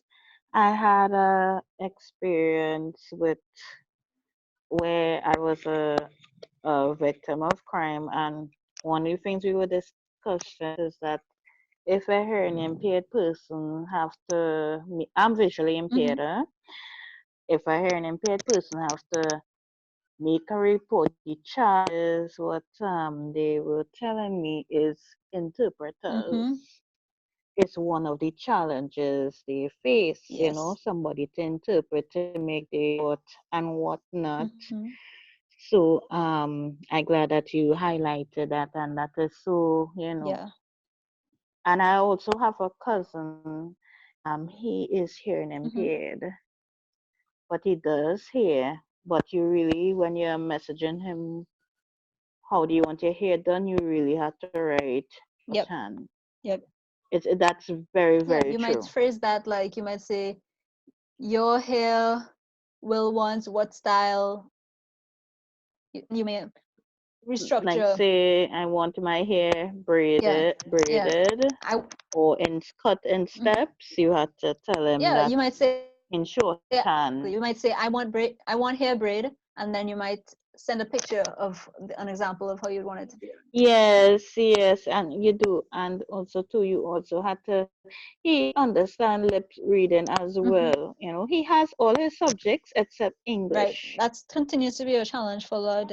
That's like with us too, visually impaired people. Some of us may have all of our subjects except math. Math is a challenge with some of us, you know. That's interesting because a lot of deaf people have math a little bit easier than English in their experience. Yes, because of the concepts, it's straightforward and whatnot. The English is a whole new metaphor, simile, synonyms. All these things you have to. I didn't even go into dictionaries, and that's actually great that you mentioned that. But things, dictionaries and educational tools. We see a lot of dictionaries like LifePrint and Signing Savvy and things like that. That they're one way. So you can look up a list. You can see the words in alphabetical order, but you can't search them by hand shape. You can't search them. As a hearing person, I know that I'm looking for the word friend, so I look at F. But a deaf person who has never seen written down the word friend, and they just know, they're looking for that. They can't search the other way around. There's only one. I understand what they there's go only through. One. There's only one. Because it's like exactly. There's only one. You know, I think there's the British Sign Language online dictionary is the only one I know where you can search by hand shape and things like that. Just simple things like. Yes. But thank you so much for your thanks. No problem. It would be useful. Yes. So I have a question. My question is along the lines of, how can we get more deaf and hard of hearing persons actually involved in the process of developing assistive technologies and accessible ICTs? For example, you referred to the president having been involved in the development, and he has an IT-based company. And so I think, of course, that, you know, in order for persons who are deaf to be able to benefit from the technology, I think they have to co-create it. And I've been saying that for the entire boot camp, that we can't create technology and then give it to someone who has a disability. We have to be able to work with them. And I think ideally, if they are a part of the development and that they understand how the technology works themselves, they can create something that is of benefit to them. So I just want to get an idea from you, because you have more experience with persons who are deaf. How can we get them involved? Right. Okay. Well, simply the main barrier that you're going to face is communication. And I find that once you have an interpreter, especially the right interpreter, into your whatever program there is, the first barrier is communication, and the second one tends to be education. So we are bridging a gap between spoken language and sign language. And then secondly, you may be dealing with people who do not have the same education level, so you're also bridging that gap. So a sign language interpreter, for example, if you have a course on some, I guess, rudimentary programming or something like that, if you bring in a sign language interpreter and you make sure and interpreter who one, it can communicate to your demographic. If it's maybe for teenagers, you want somebody who knows a good bit of ASL. You also want to get someone who knows a little bit of the technical terms, a little bit of things like that. It can also help you to train that interpreter beforehand. Maybe teach them. Maybe even if you can't give them full training of whatever the program is, you may be able to meet them beforehand and brief them on some terms that you're going to be using a lot. So they won't have to just keep stuck with, they may be able to look it up and say, oh, there's a sign for that, or anything like that. Being able to work with the interpreter can help you a lot. Accessible to deaf people. And then we will be able to see more deaf people in fields like programming and engineering and things like that. Okay, I appreciate you sharing that. And in fact, the quote that I have up here is by Vince Cerf, right? Mm-hmm. He's on Google right now, and he says, to think that you can apply some kind of magic pixie dust and make a technology accessible to disabled people after it's been designed is just crazy. Now, I picked Vince Cerf particularly because Vince has, he is hard of hearing, right? Mm-hmm. Vince has, he wears a hearing aid, and in fact, Vince is what you call the father of the internet. Oh. He's interesting, right? Huh. Because Vince is the one who developed the TCP/IP protocols that we use and makes the entire internet possible. Wow. So it's quite interesting that the father of the internet is deaf, or has, well, I shouldn't say deaf, but he's hard of hearing. I'm gonna have to share that. I like that. If you can link me anything on him, that would be great. Sure. And because Vince is very, very powerful. And his wife, she was born deaf, and she actually can hear now because she's gotten cochlear implants. Mm-hmm. Right. So it's interesting, how these things turn out. So just to inspire more persons who may be deaf or hard of hearing, that in fact the technology can be created by them, in fact, and use people like Vint to demonstrate that point.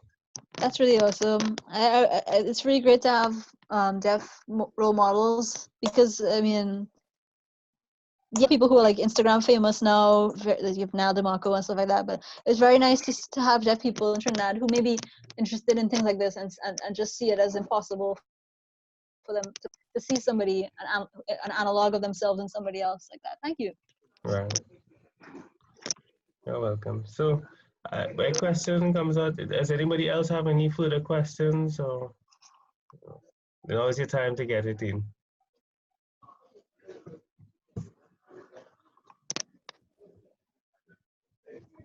Okay, good. I mean, do you have anything?